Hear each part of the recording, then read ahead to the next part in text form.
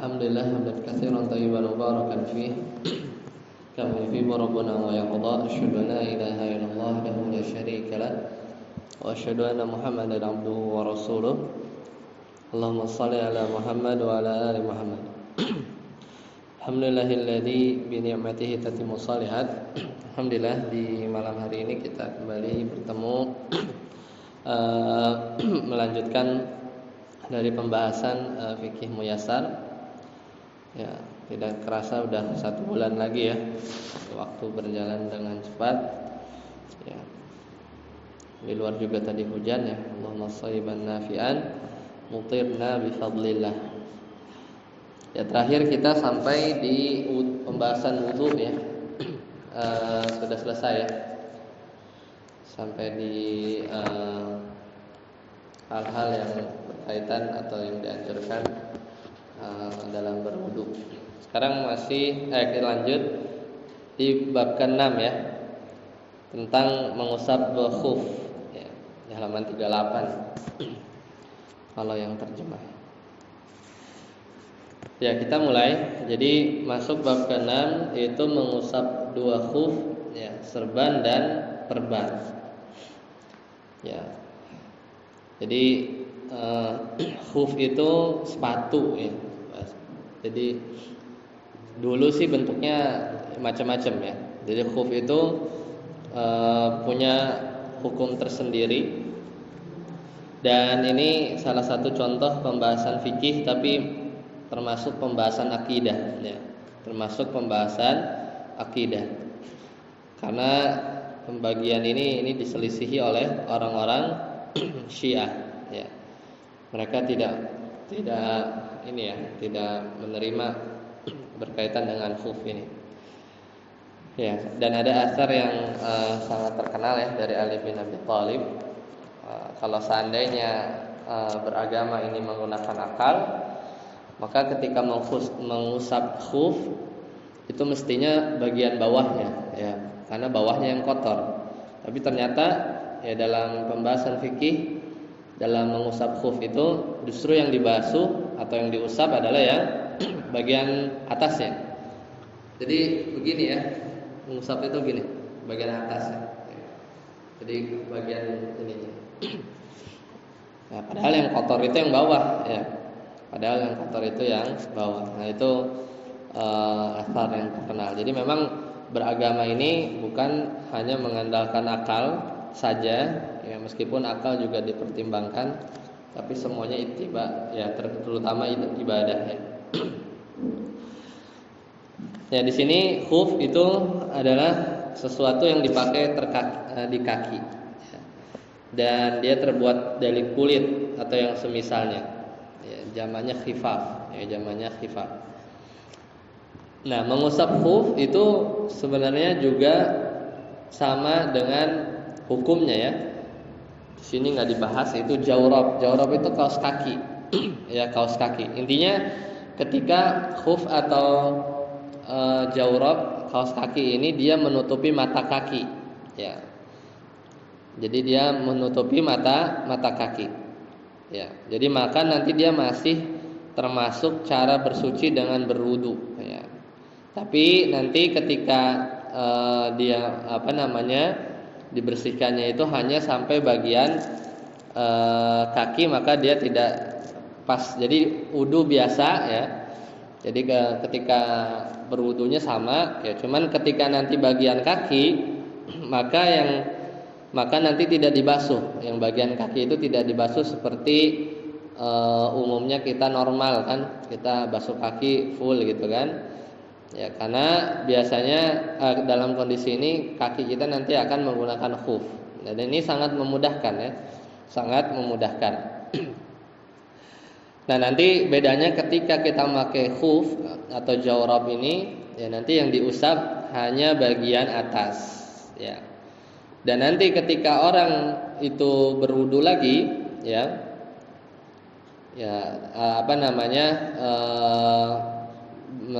ketika nanti berwudu lagi, maka nanti ya dia ada hukum-hukum tersendiri yang nanti akan kita bahas ya. Nah, kita masuk di bagian pertama ya hukum mengusap dua khuf, ya, maka ini mubah dan ini juga termasuk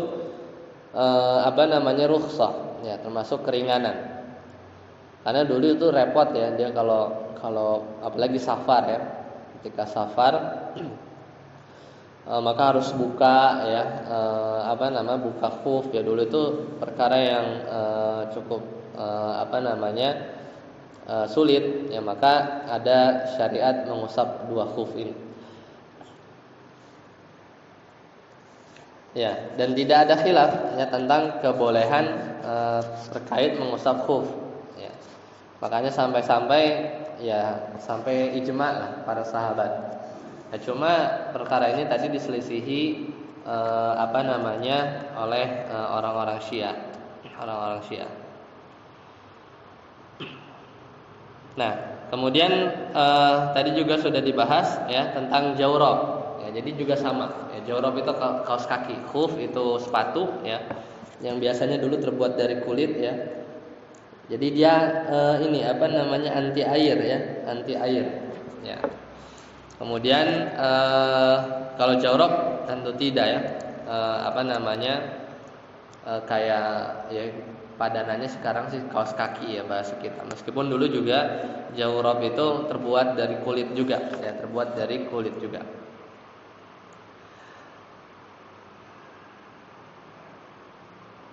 Nah, kita masuk syarat-syaratnya. Ya, kapan kita boleh mengusap dua khuf? Ini sebenarnya syariat yang jarang, tapi kalau kita lakukan ini sebenarnya mudah ya. Jadi pertama, ya, kalau kita mau mengusap khuf, ya, pertama niat wudhu seperti biasa, ya. Karena mengusap khuf ini nanti itu bagian dari wudhu, ya, seperti wudhu yang di bulan lalu kita bahas. Ya, nanti bedanya hanya saja nanti ketika kita mau nyampe bagian kaki yang tadinya kita harus ngalirkan air ya, alirkan air ke kaki sampai mata kaki, nanti ini diganti dengan hanya mengusap khuf dan bukan mencuci ya. Kan kalau kemarin kan di surat Al-Maidah ya, di awal-awal ya ayyuhalladzina amanu idza kumtum ilas salati faghsilu wujuhakum, cuci ya, wa faghsilu wujuhakum wa aydiyakum ilal marafiqi ya, jadi tangan ya, wamsahu biruusikum ya, kalau kepala diusap masah ya, wa arjulakum wa arjulakumnya digosel. Nah, jadi awalnya kita wudhu biasa, nanti dari awal sampai akhir seperti biasa. Nanti ketika bagian kaki, maka nanti itu dilakukan dengan mengusap khuf, ya, sepatu atau jawrab juga bisa, ya. Dengan catatan itu ya, harus dia nutup mata kaki. Ya. Karena kan aslinya ketika kita wudhu normal kan sampai mata kaki kan kita usapnya. Nah, kemudian pertama berniat. Kemudian yang kedua berwudu seperti wudu biasa ya, sampai mengusap kepala. Ketika sampai kaki maka kita mulai usap khuf. Nah, ada cara yang dijelaskan oleh Syekh Shalih Al-Fauzan ya, tapi tidak di kitab ini ya. Nah, beliau menjelaskan caranya. Salah satu caranya ya, meletakkan telapak tangan ya sekaligus jari-jari kita ya, yang sudah dibasahi dengan air ya, di atas jari-jari kaki. Maksudnya ketika pakai ini ya, jadi diusap dari depan gitu ya. Tangan kanan ya itu diletakkan di atas jemari kaki kanan. Ini enggak nyelang tapi di kanan. Tangan kiri anggap ini tangan ya, di gini ya. Kemudian tangan kiri sama diletakkan di atas kaki kiri. Nah, kedua tangan digerakkan atau disapukan hingga bagian atas ya, atau punggung pergelangan kaki. Jadi gini kan. Jadi ngusap itu dari depan, set gitu ke atas. Gitu ya. Udah ke atas kan di situ khuf kita atau kaos kaki itu kan lewat ya dari mata kaki. Dan ngusapnya sekali aja ya, tidak perlu gitu-gitu sampai disemir ya. Jadi sekali aja. Udah kayak Ibaratnya itu kayak cuman dicolek. Bersih nggak bawahnya ya? Enggak. Bawahnya bahkan enggak. Bawahnya enggak apa namanya? Enggak akan bersih, orang atasnya saja ya, tidak perlu diulang ya. Jadi dan ngusap khuf ini enggak usah kirinya kanannya, enggak usah, atasnya aja ya, sekali-kalinya. Nah, ini hadis ya dari Ali bin Abi Thalib ya. Nah, ini yang tadi ana sempat sebutkan di awal. Kata Ali bin Abi Thalib, "Lau kana ad-dinu bi ra'yi", seandainya agama itu dengan akal, lakana asfalul khuffi aula bil mashi min a'lahu ya. Niscaya itu kalau ngusap khuf ya, bagian bawah itu mestinya lebih utama ya daripada membasuh bagian atasnya. Ya, padahal Ali bin Abi Thalib itu nyontoh cuman atasnya saja. Wa qad ra'aitu Rasulullah sallallahu alaihi wasallam yamsahu ala zahiri khufaihi ya. Dan aku, kata Ali bin Abi Thalib, itu melihat Rasulullah sallallahu alaihi wasallam itu mengusap punggung kedua khufnya. Jadi barengan. Jadi punggung kedua khufnya. Jadi ibarat kayak cuman diangkat aja ya. Pinggirnya enggak. Ya. Tapi ini nanti ada syarat-syaratnya sebenarnya. Nanti ada jangka waktunya ya. Dan nggak boleh dilepas juga ya. Maksudnya ada jangka waktunya ya. Berbeda antara mukim dan safar. Nanti kita jelaskan. Ya. Nah, kita lihat di halaman 40 ya. Syarat-syaratnya yang pertama, kita ketika memakai khufnya itu harus dalam kondisi suci. Ya. Jadi awalnya itu sudah suci, baru kita masukin kaki kita ke khuf. Ya, kata Al-Mughirah di riwayat Imam Bukhari dan Muslim, ya, muttafaqun alaih, kuntu ma'an Nabi sallallahu alaihi wasallam fi safar. Jadi Al-Mughirah, beliau pernah bersafar dengan Nabi. Fa ahwaitu li anzi'a khuffaihi faqal. Waktu itu dia sambil nunduk ya, dia melepaskan khuf beliau. Kemudian beliau bersabda, "Da'huma." Udah, jangan dilepas ya. Fa inni adkhaltuhuma tahiratain. Karena sesungguhnya aku memakai keduanya ya dalam keadaan suci. Ya, famasaha alaihima, dan beliau akhirnya mengusap ya. Jadi syarat pertama ketika memakai khufnya itu mesti dalam keadaan suci ya. Jadi suci dulu. Kemudian yang kedua, tadi sudah disebutkan ya, sudah di awal. Jadi bagian khufnya itu harus ya menutupi bagian yang wajib. Sedangkan kita tahu ya, dalam rukun wudu ya, tadi ya, wamsahu birusikum wa arjulakum ilal ka'bain, sampai mata kaki. Ya, jadi keduanya harus menutupi bagian yang wajib. Ya, jadi bagian atas mata kaki ya. Itu bagian yang wajib dibasuh ya, jadi khufnya itu harus full. Kenapa demikian? Ya supaya nanti dalam perjalanannya itu enggak ya tidak kotor gitu ya, bagian-bagian yang memang sudah terlindungi ya. Maka itu syarat kedua. Karena kalau nanti kelihatan, misalnya mata kakinya kelihatan, ya jadi enggak aci ya, enggak tidak bisa kita mengamalkan khuf ini ya, mengusap khuf ini. Nah, itu dua syarat tadi, makainya dalam keadaan suci ya, keduanya menutupi bagian yang wajib ya, maksudnya sampai mata kaki. Kemudian yang ketiga, kedua khuf itu harus ya maksudnya bersih ya, maksudnya mubah ya, tidak terbuat dari hal-hal yang najis ya. Dia harus juga punyanya dia sendiri ya, tidak boleh hasil dari rampasan ya atau yang lain ya. Jadi itu sebenarnya dari sisi eksternal ya, tapi dari sisi dari sisi orang yang memakainya ya, tadi nomor 1 dan 2. Nah, kemudian yang keempat, bahan dua khuf suci ya, maka tidak sah mengusap khuf yang terbuat dari bahan najis. Ya, di sini dicontohkan kulit keledai ya, karena di mazhab Hambali ya, kulit keledai itu ya tidak najis ya dihukuminya. Ya, kemudian yang kelima, mengusap khuf dilakukan di waktu yang ditetapkan secara syar'i. Nah, ini ada jeda waktunya, ya. Kalau orang yang normal tidak safar alias mukim itu punya waktu 1 hari 1 malam. Jadi lebih cepat. Jadi nanti harus restart lagi ya, dari ulang lagi. Kalau musafir itu waktunya 3 hari 3 malam. 3 hari 3 malam. Ini syarat-syarat di pembahasan mazhab Hambali ya dalam kitab ini. Jadi memang tidak syarat-syarat ini harus terpenuhi. Makanya harus suci. Kemudian khufnya ini juga modelnya harus mata kakinya tertutup ya. Kalau sepatu kayak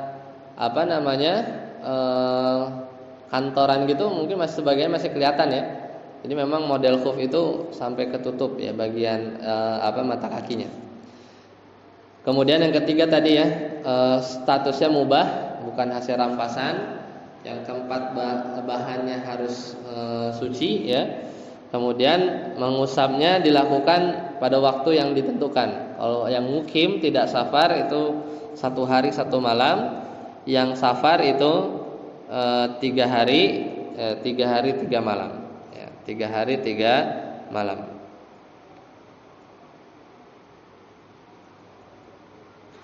Nah itu syarat-syaratnya. Baik, kemudian lanjut bagian ketiga. Tadi sudah disebutkan di awal. Ya, bagaimana sifat dan tata cara mengusap 2 khuf ya. Bagaimana sifat dan tata cara mengusap 2 khuf. Tadi hadis dari Ali yang terkenal, raaitu Rasulullah sallallahu alaihi wasallam yamsahu 'alal khuffain. Ya, jadi mengusap 2 khufnya ala zahirihima, di punggung dari 2 khuf. Ya, di punggung dari 2 khuf. Maka tidak sah ya kita mengusap di bagian bawahnya atau tumit ya, itu juga tidak dibolehkan. Jadi dan tidak disunahkan ya, tidak disunahkan. Ini berdasarkan ucapan Ali bin Abi Thalib tadi ya.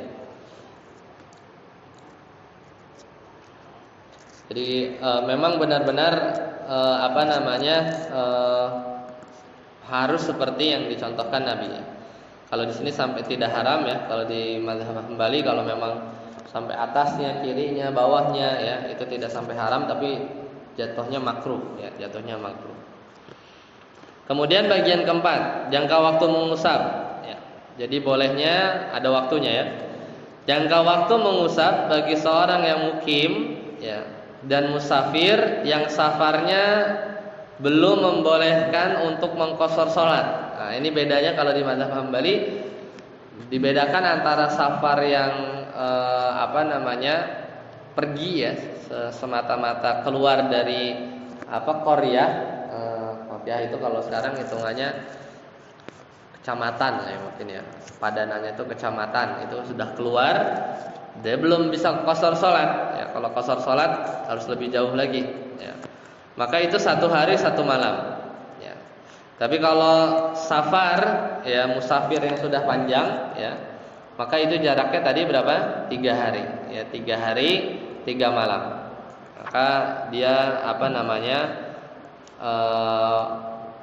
itu waktu untuk mengusapnya ya. Jadi jangka waktu mengusap, jadi boleh mengusap itu antara 1 ya untuk yang mukim 1 hari 1 malam, dan juga musafir 3 hari 3 malam. Ini juga berdasarkan hadis yang sahih ya, diriwayatkan Imam Muslim. Nah, sekarang baru kita bahas pembatalnya ya, pembatalnya. Pembatalnya sebenarnya mirip seperti pembatal wudu ya. Cuman kita baca ya di sini ya.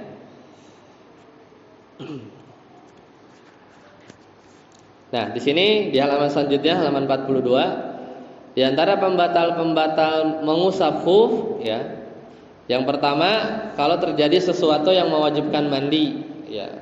Mewajibkan mandi ya, misalnya keluar mani ya, atau hal-hal yang lain ya yang berkaitan dengan wajibnya mandi, maka batal otomatis karena khuf ini kan lebih di bawah ya derajatnya ya, di bawah dari mandi ya. Maka kalau ada hadas besar ya maka ya junub misalnya ya, maka selesai, maka harus ya diulang ya, harus mandi dulu ya.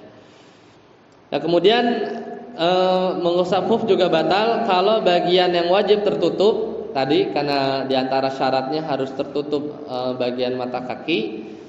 Nah kalau bagian yang wajib tertutup itu terbuka ya, jadi bagian mata kaki ya, pokoknya bagian yang wajib tertutup khuf ya, bagian pinggir atau kiri ya, bawah, maka kalau terbuka maka ya sebagian kakinya itu kelihatan lagi, tidak terlindungi lagi sama khuf ya, maka batal ininya ya, batal mengusapnya.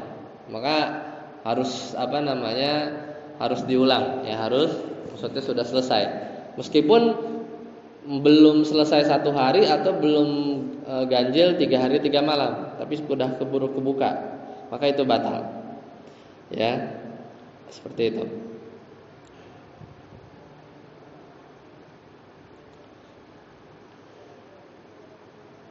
Ya.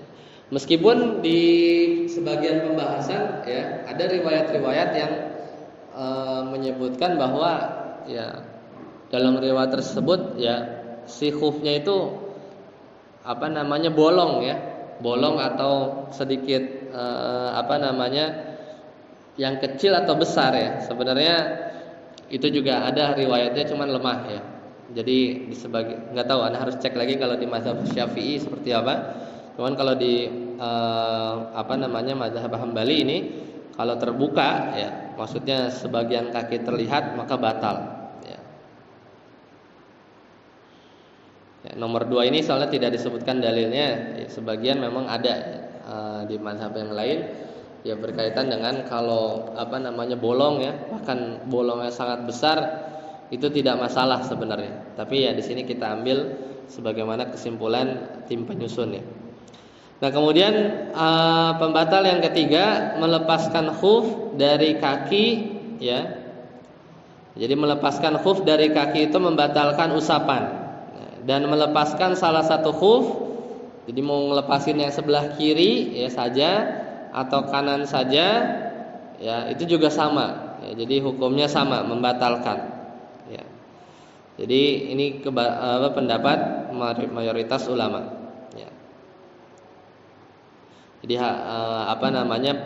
pengusapannya yang batal ya, pengusapannya yang batal.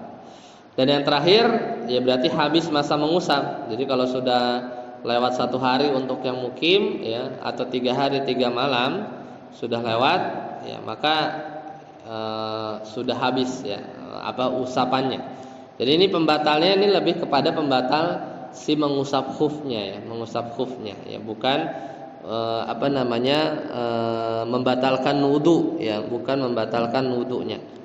Jadi membatalkan di sini ada sekali lagi membatalkan mengusapnya ya, bukan membatalkan si toharohnya ya, karena kalau misalnya terjadi pembatal ini ya selama tidak kentut atau berhadas kecil itu tetap aja wudunya, dia masih punya wudu ya. Tapi ini lebih kepada membatalkan mengusapnya ya, bukan membatalkan taharahnya.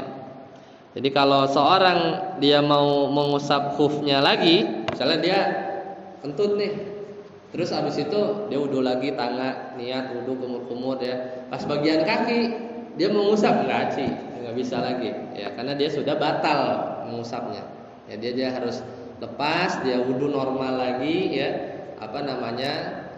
suci lagi ya dengan basuh kaki gitu ya, pakai lagi khufnya ya dalam keadaan suci seperti syarat yang awal, baru istilahnya timernya itu jalan lagi ya, jalan lagi sampai orang yang mukim 1 hari 1 malam, orang yang musafir yang boleh mengqashar sholat itu 3 hari 3 malam ya. Jadi seperti itu ya, dipahami ya. Jadi ini pembatal maksudnya jangka waktu mengusapnya itu masih boleh apa enggak ya, masih boleh apa enggak. Dan ini kalau dulu ya ketika safar ini satu hal yang sangat memudahkan karena dulu kan sholat menggunakan khuf ya. Kalau kita kan ya gini kan pakai keramik kan, buka sendal ya. Kalau dulu ya sholat ya dengan khufnya gitu ya. Dan dulu air juga termasuk sulit kan, istilahnya apalagi musafir gitu kan. Air itu lebih baik buat dihemat-hemat ya, buat untuk minum gitu ya. Dan keperluan berwudu ya, dengan adanya syariat mengusap khuf ini bisa 3 hari 3 malam ya bagi musafir. Pas masuk kaki itu kan yang aslinya rukun wudu itu gosel itu harus dikucurkan air ya, bukan diusap ya. Itu jadi boleh dengan diusap kayak kepala. Jadi aslinya tuh dulunya faghsilu wujuhakum, muka, tangan sama kaki itu dicuci ya.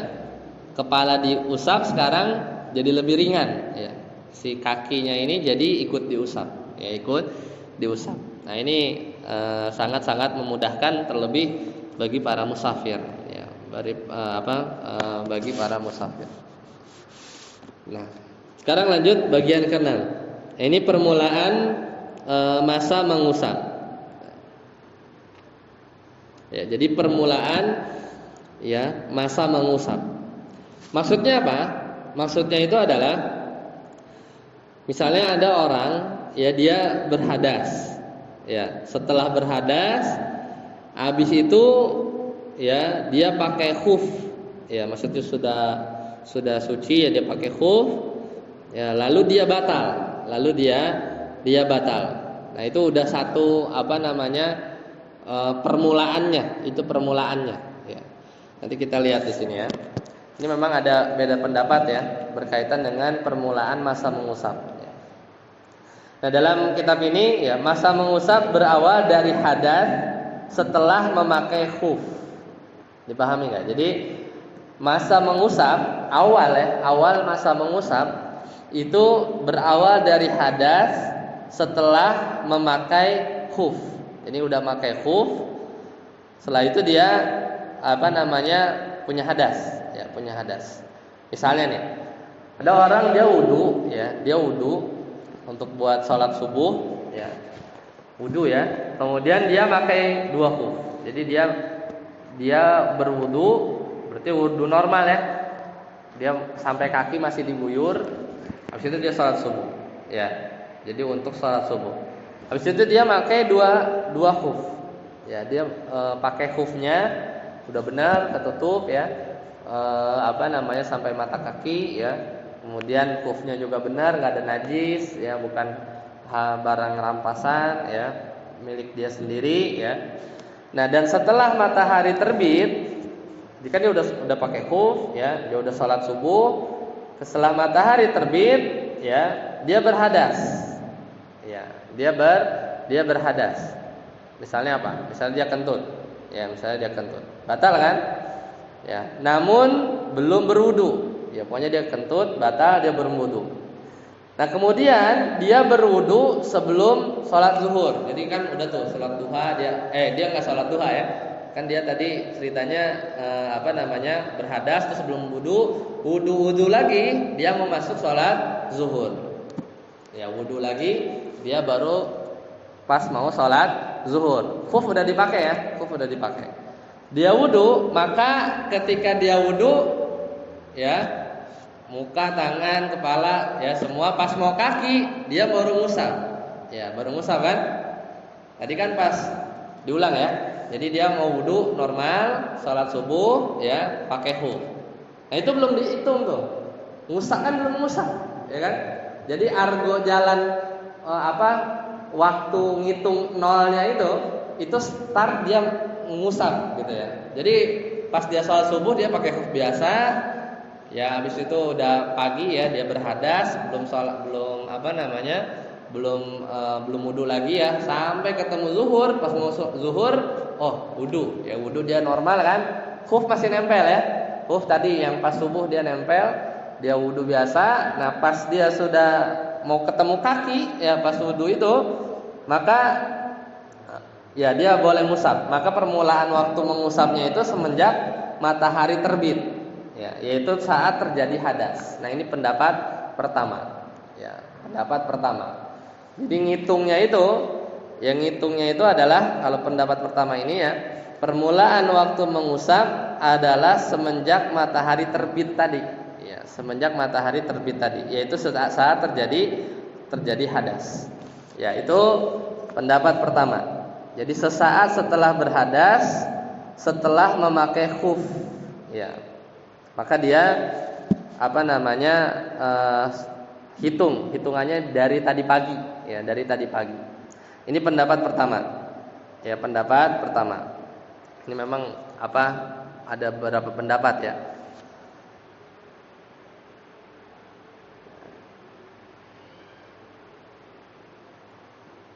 Dan itu yang paling rajih sebenarnya ada pendapat yang kedua.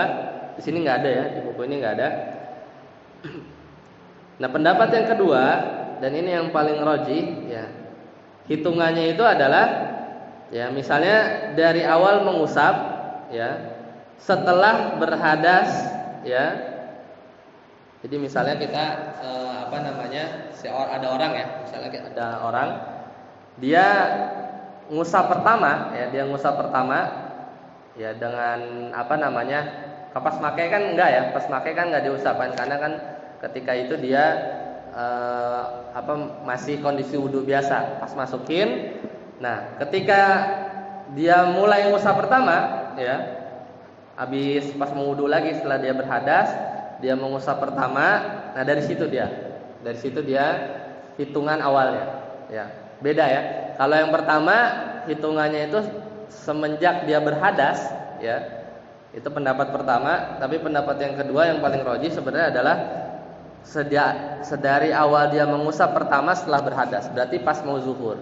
Nah, itu perbedaannya karena memang hadis-hadisnya ini tidak tidak detail ya, berkaitan dengan permulaannya. Ya. Jadi ada dua pendapat. Kalau di buku ini ya di halaman selanjutnya, sebagian ulama berpendapat permulaannya sejak dia berwudu, yaitu sebelum zuhur. Ya ini semenjak mengusap khuf sesudah hadas. Nah, itu kan jadi ada dua. Tapi yang paling rajih hitungnya itu pokoknya pas paling gampang ya. Itu pas ngusap pertama udah argonya jalan. Jadi bukan pas make khufnya ya. Bukan pas make khufnya. Kalau yang dan itu jadinya waktunya lebih panjang. Tapi kalau ngitungnya itu sejak pertama hadas, padahal ngusapnya aja masih 0 kali ya, udah dihitung ya, berarti kan lebih cepat kan waktunya ya, waktunya lebih cepat ya, seperti itu. Jadi yang paling rajih ya, sini tidak dirojihkan ya, karena dibikin dua pendapat ya. Tapi yang paling rajih adalah dari awal mengusap ya, jadi pertama kali dia ngusap ya udah kan argonya jalan. Dan ini lebih logis kan sebenarnya, karena ketika dia pas make khuf pertama kali itu kan dalam keadaan wudu yang normal ya, suci beneran pas make ya udah. Dan itu argonya belum dihitung karena belum ngusap sama sekali, meskipun dia udah kentut atau yang lain, tapi pas udah mau wudu, udah kan si khufnya itu nggak dicopot-copot lagi dan mau wudu biasa, pas ketemu kaki usap. Nah itu baru mulai ya waktunya. Dan itu lebih make sense ya, lebih make sense. Meskipun kalau mau mungkin lebih hati-hati ambil pendapat pertama. Jadi sejak pertama dia hadas. Jadi pas baru make langsung getut ya, argonya udah jalan. Wah udah 1 hari buat yang mukim ya, 3 hari 3 malam buat yang safar. Jadi waktunya lebih pendek gitu ya. Tergantung dia hadasnya seperti apa.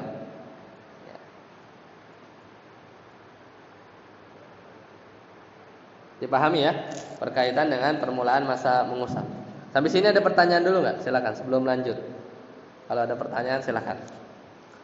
Terutama bagian ini, silakan. 3 hari kalau musafir, 3 hari 3 malam. Silakan. Tadi Pak.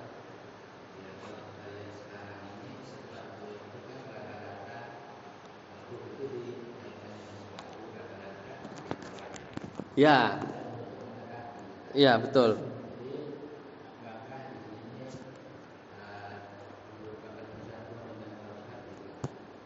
Bagaimana?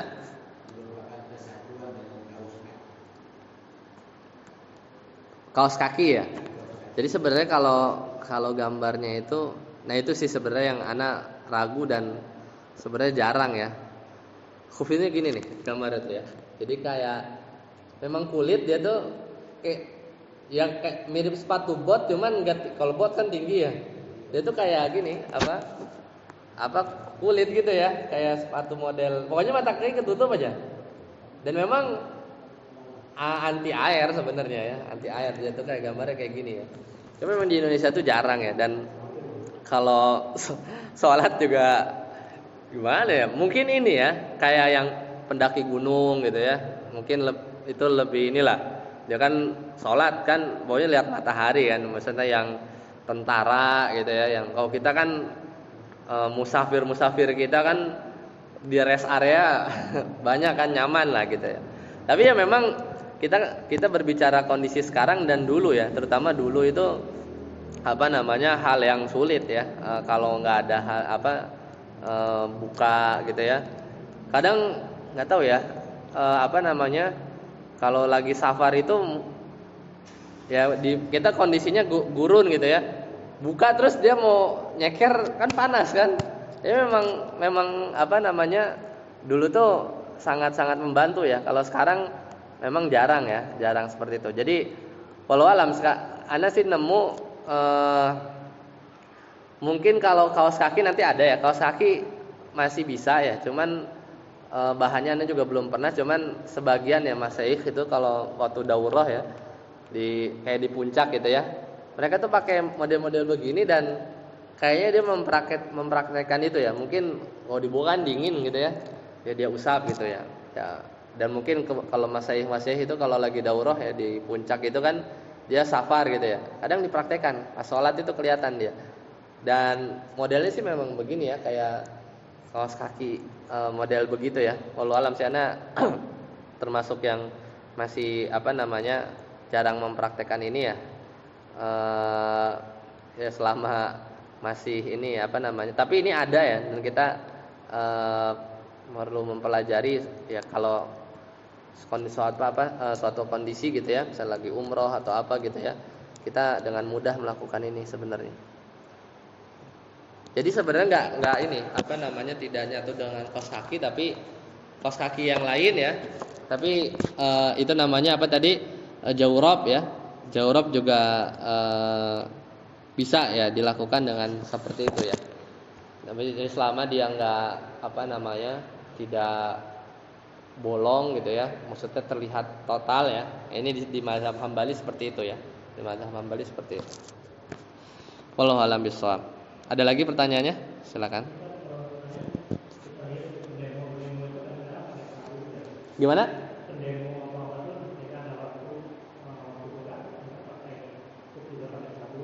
Ya. Ya bisa sih kalau pakai ya selama makainya suci gitu ya. Pas datang waktu sholat gitu ya, sepatunya nggak dilepas-lepas gitu ya. Pas wudu ya dia lakukan itu boleh. Habis itu sholat. Jadi maksud sana gini, misalnya pas wudu terus dia musafu, pas sholat dia buka ya, gaci kan, jadinya batal kan. Jadi ini tetap pakai itu, sholatnya harus pakai, maksudnya tetap pakai itu karena nggak dilepas gitu ya. Nah di sini coba bacakan fatwa ya. Nah di sini ada pertanyaan ya, fatwanya dari Syekh bin Baz ya. Bagaimana ya mengusap kaos kaki yang tipis ya ketika berwudu? Nah di sini ada pertanyaan ya. Waktu itu ditanyakan ke Syekh Abdul Aziz bin Abdullah bin Baz. Beliau ditanya apa hukum mengusap kaos kaki yang tipis ya pada waktu wudu. Ya. Maka jawaban beliau, di antara syarat mengusap kaos kaki ya adalah kaos kaki tersebut harus tebal. Ya. Nah, ini nggak tahu nih, ingin bentukin tebalnya apa, kalau kita dimelarin itu masih nggak sedikit rongganya itu baru dikatakan tebal ya, wallahu alam. Dan menutupi seluruh permukaan kulit ini jelas, karena kan sama tadi ya, jadi harus ketutup semua. Nah, kalau kata beliau, fatwa beliau ini termasuk yang dalil-dalilnya hanya sedikit ya.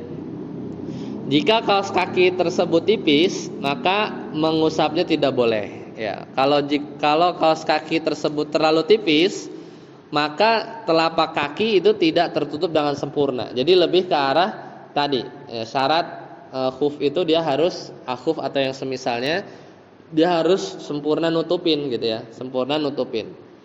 Logikanya ya sederhananya tadi. Jadi karena dia itu pengganti gitu ya, pengganti yang mestinya kaki itu digosel, dikucurin air, tapi karena ada istilahnya dalam tanda kutip ada garansi bahwa selalu ketutup gitu kan, kaki kita selalu bersih, itu maka cukup atasnya saja ya. Dan itu memang bermainnya adalah ta'abud, murni ibadah. Karena kan kalau mau bener kan atas bawah itu digosok gitu kan. Dan inilah rukhsah ya, inilah rukhsah. Nah, kemudian ada pertanyaan lagi ya kepada Syekh Abdullah bin Bas. Bolehkah berwudu dengan mengusap kaos kaki yang terbuat dari katun ya, atau wol atau nilon? Karena nggak terlalu paham ya ngebedain bahan-bahan ini ya. Nah, apa syarat-syarat mengusap khuf dan bolehkah sholat dengan memakai sepatu? Maka kata beliau, boleh mengusap kaos kaki dengan syarat kaos kaki tersebut bersih. Ya, itu sama ya, balik lagi kayak tadi. Ya, bersih dari najis ya, menutupi seluruh permukaan kulit sebagaimana diperbolehkan mengusap khuf. Jadi ini dikiaskan. Tadi ya jawrab itu dikiaskan dengan khuf selama sifat-sifat si jawrabnya ini kayak khuf tadi. Dia tuh tebel sebenarnya. Kalau khuf itu kan aslinya kulit ya. Dia tuh nutupin mata kaki dan seluruh bagian yang wajib diusap. Nah, hal ini berdasarkan hadis Nabi sallallahu alaihi wasallam bahwasanya beliau pernah mengusap jawrab dan juga pernah juga mengusap khuf ya. Begitu juga para sahabat radhiyallahu anhum biasa mengusap jawrab ketika berwudu ya, kaos kaki ya. Nah, perbedaan antara jawrab dengan khuf, kalau khuf itu terbuat dari kulit ya, sedangkan kaos kaki ya atau jawrab itu biasanya terbuat dari katun atau yang sejenisnya. Nah, kalau itu tadi ya jawabannya jadinya boleh ya, selama tadi tebal dia nutupin kaki seluruhnya. Syarat-syarat khuf sama ya, ini pertanyaannya tadi ya. Nah, tadi pertanyaan selanjutnya, apakah boleh sholat menggunakan sepatu ya? Maka boleh ya, dengan syarat sepatu tersebut bersih dari najis ya. Ini sebagaimana hadis muttafaqun alaih bahwasanya Nabi sallallahu alaihi wasallam itu pernah sholat pakai sepatu ya, pakai sandal ya. Dan kalau kayak di luar negeri itu kayaknya sering ya, ada beberapa kali ngelihat foto gitu ya, orang kayak entah apalah pemain apa gitu ya, dia sholat di mana aja gitu kan, dia pakai sepatu aja kan, pakai sepatu dia ruku sujud gitu ya. Kalau di kita mungkin hal aneh ya, karena nggak terbiasa ya. Tapi sebenarnya itu dibolehkan asalkan bersih ya dari najis ya. Ya, terus kata beliau, kalau masjid tersebut ya menggunakan permadani kayak begini ya, maka lebih baik dilepas ya, lebih baik dilepas. Ya, ini kan Syekh Syekh bin Bas ini kan hidup di zaman yang ya sudah inilah sudah modern. Ya, itu.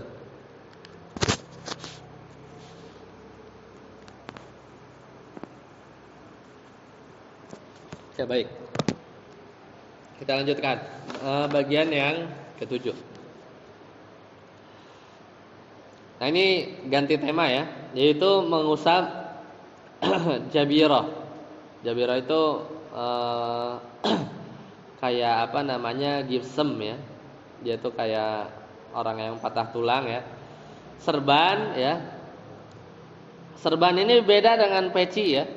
Ya, serban ini beda dengan peci ya. Jadi kalau bedanya tuh kalau peci itu yang dilepas itu gampang. Ya, kalau serban itu sedikit effort ya. Dan kerudung wanita. Nah, ini bagian ketujuh ya. Di sini diantara definisinya ya, jabirah ya, bahasa kitanya itu perban gitu ya. Itu seperti atau yang lainnya dari kayu atau semisalnya itu kayak gips ya yang dia diikatkan di anggota badan yang patah agar menempel lagi. Maka bagian atasnya diusap. Ya, ini juga sama kalau ada luka-luka yang di bagian anggota wajib wudu ya. Maka yang diusap itu bagian atasnya aja, bagian atasnya. Nah, ini termasuk mudah ya kalau di mazhab Hambali ya. Kalau di mazhab Syafi'i itu ya tetap sebenarnya hitungannya itu nggak sah ya. Tapi ya darurat ya. Kalau di mazhab Hambali ini dibolehkan ya mengusap di bagian-bagian yang memang tidak bisa dialirkan air ya, dialirkan air. Bahkan boleh juga mengusap di kasus-kasus yang hadas besar ya, hadas besar. Dan kalau jabiro, serban ini nggak ada batasan waktu ya. Tidak ada batasan waktu, akan tetapi boleh mengusapnya sampai memang sudah sembuh ya, sampai perbannya dilepas. Dan ini adalah kebolehan ini dalilnya adalah darurat ya, sesuatu yang darurat maka ya dibolehkan ya sesuai kadarnya. Kemudian juga dibolehkan juga mengusap serban, yaitu kain yang menutupi dan melingkar ya. Jadi melingkar di atas kepala, ini dalilnya dari Al-Mughirah bin Syu'bah, anna Nabiy sallallahu alaihi wasallam masaha ala imamah ya, imamatihi, bahasa Arabnya imamah. Wa ala nasiyati wal khuffain, dan juga mengusap bagian ubun-ubun ya dan dua khuf beliau. Sama, ini juga tidak ada batasan waktu ya. Tapi kalau kalau mau lebih hati-hati, lebih baik dibuka ya, tidak usah diusap ya. Dan ini dikiaskan untuk kerudung juga. Ya. Dikiaskan untuk kerudung, maka yang lebih utama tidak mengusap. Seperti itu. Ya baik, sampai sini ada pertanyaan? Sudah azan ya? Baik. Sampai di sini dulu. Subhanakallahumma wabihamdika, asyhadu an la ilaha illa anta, astaghfiruka wa atubu ilaik. Assalamualaikum warahmatullahi wabarakatuh.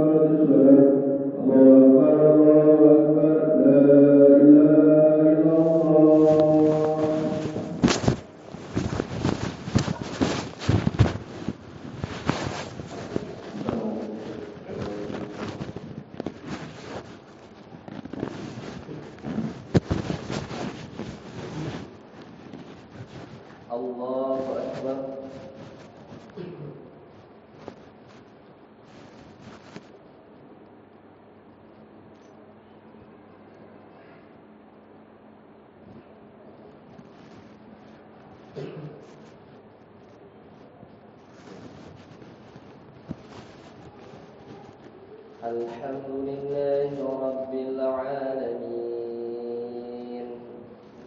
الرحمن الرحيم مالك يوم الدين إياك نعبد وإياك نستعين اهدنا الصراط المستقيم صراط الذين أنعمت عليهم غير المغضوب عليهم ولا الضالين آمين.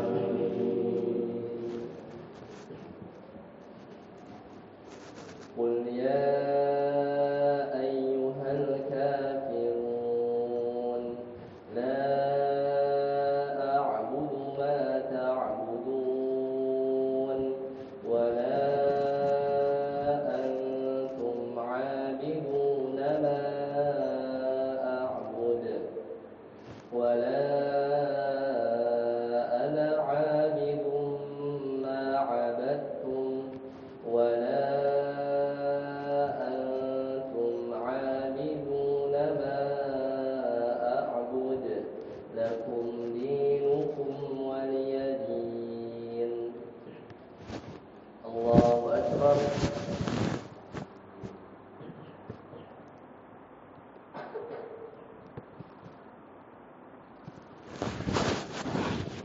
سمع الله لمن حمده. الله أكبر.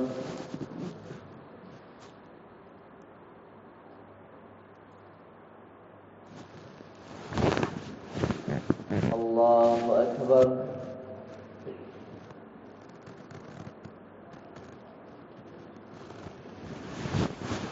الله أكبر.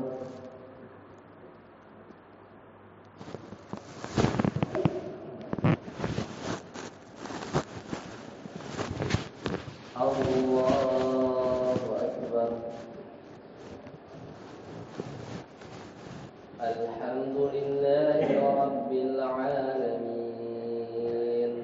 الرحمن الرحيم مالك يوم الدين إياك نعبد وإياك نستعين اهدنا الصراط المستقيم صراط الذين أنعمت عليهم غير المغضوب عليهم ولا الضالين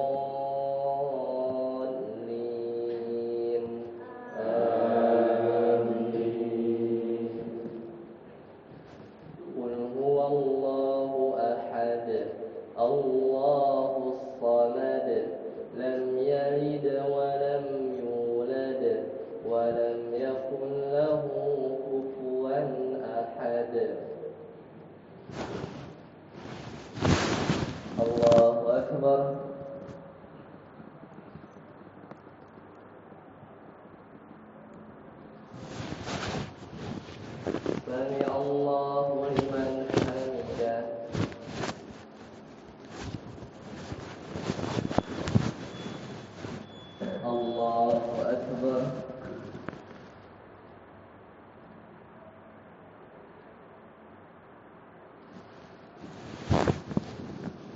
Allahu Akbar.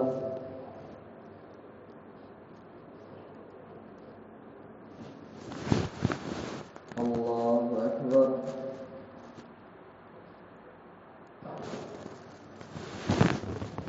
Allahu Akbar.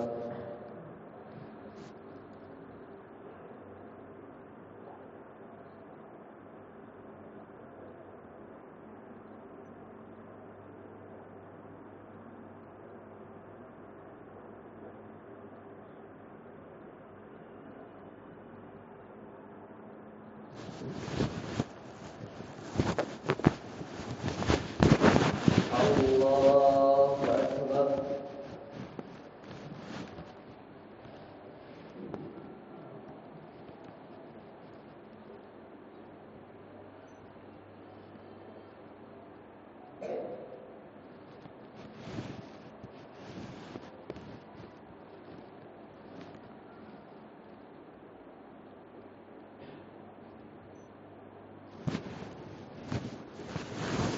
Allahu Akbar.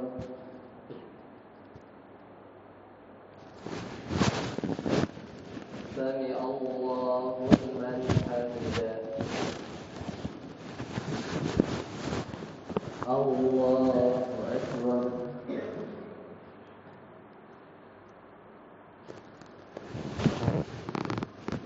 Allahu Akbar.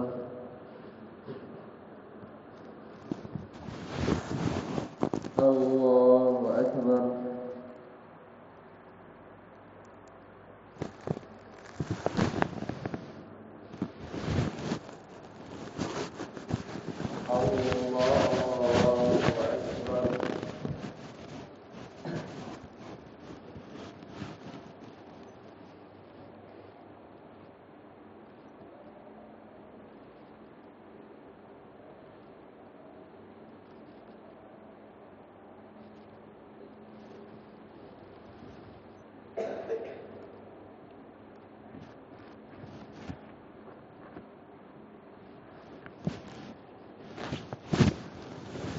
Allahu Akbar.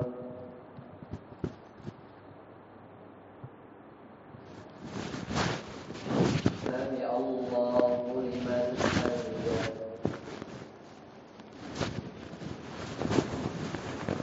Allahu Akbar.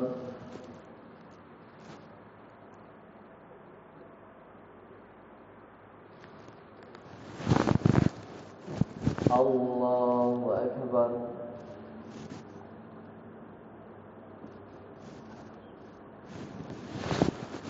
Allahu Akbar.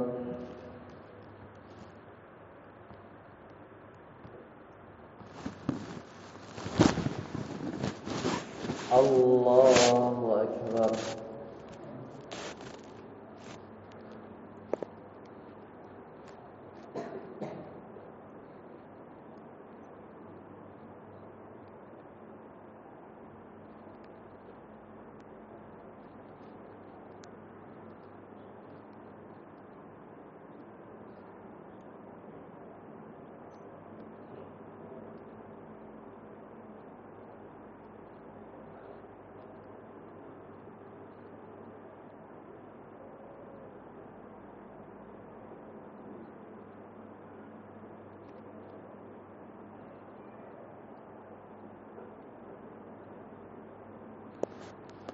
Assalamualaikum warahmatullahi wabarakatuh.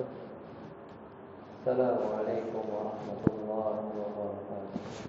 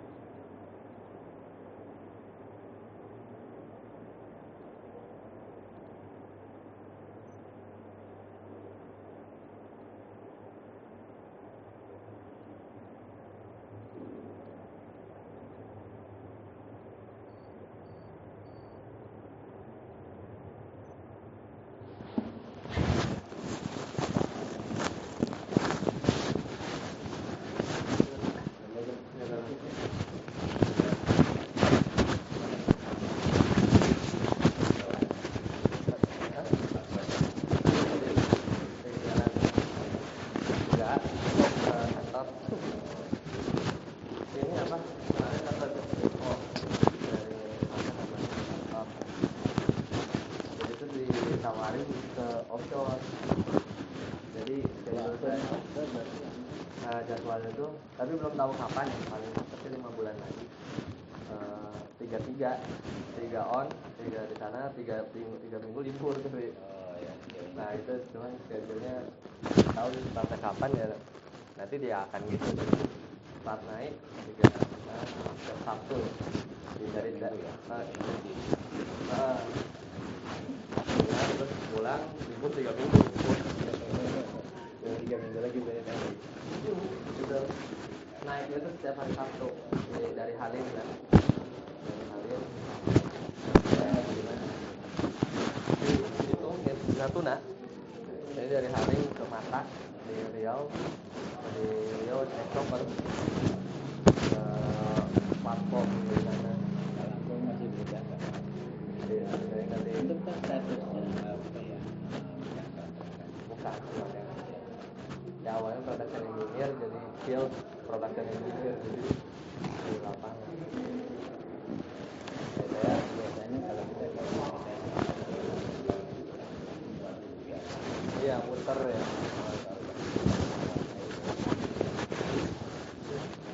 Pengalaman juga sih. Iya, tahun 2 tahun kemarin juga. Karena ini yang posisi yang saya mau ke situ itu dia dipanggil ke Thailand. Tidak bisa begitu. Dia kan bukan di Indonesia. Iya, di Oman, di Thailand, di offshore-nya ada berapa di Indonesia? Offshore-nya ada 2 di Java, di bawahnya Madura, di selatan sama di itu Natuna. Negara sengketa ya. Ya sebelah tanahnya kayaknya. Coba nanti berkabar lagi lah kalau anunya. Coba.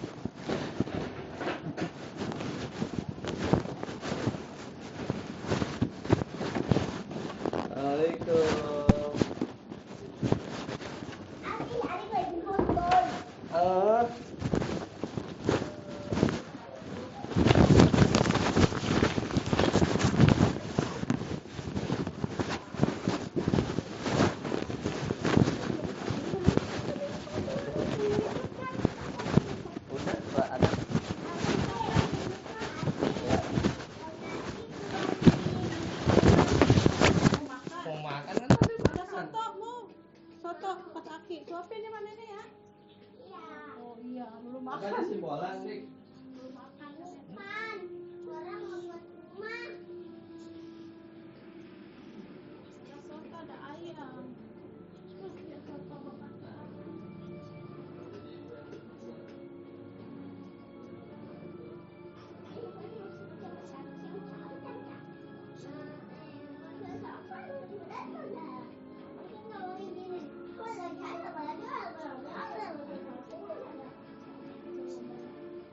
Ini biar angin itu yang kayak gini ntar ya, Dik. Ini yang enggak yang yang ini orangnya tuh buat Nih, yang jatuh. Aja mau sama ayam. Ini aja nih, anjing beneran. Oh. Iya, Di situ beneran. nggak di bawah. Adik bawa adik. Ayam. Soto. Yuk, gue dik sama anjing bagus. Hah? Nadi ngisi 20.000. Udah beda sih. Dia kan apa beli soto bedanya kosong. Tadi pagi kan pas beli gorden ngisi. Tadi mana saya kosong. Iya, emang 20.000 masa upin. Masa beli ya? 2 liter dia mau 4. Ya salah. Ini mah Itu lu pagi tadi ngisi, Pak. Oh, itu motor eta kan. Sama itu. Sama itu.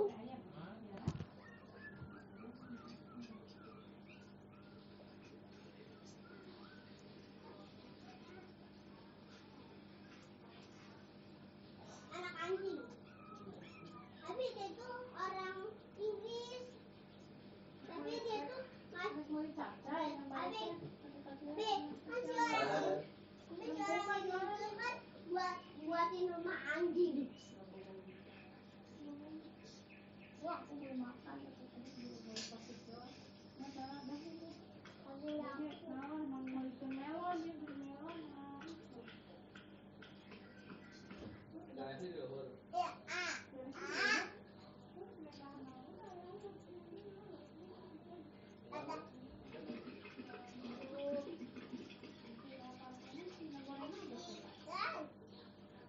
Ih.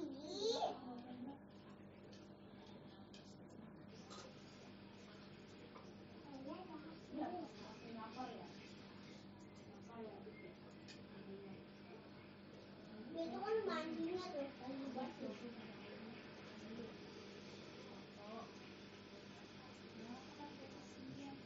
Bebek. Kurang buat ini juga cara gini.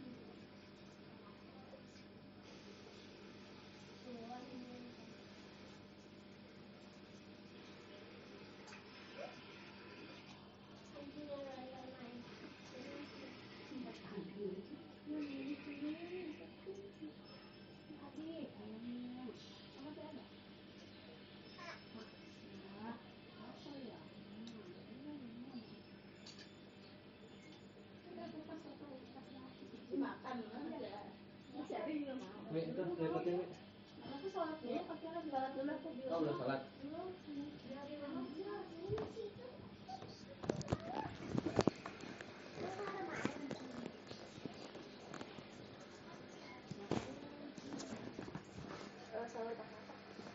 Apa aja lah. Tadi si mama bilang beli itu capcay buka penuh tadi. Udah malam ini kosong ya. Tadi ya nyimpang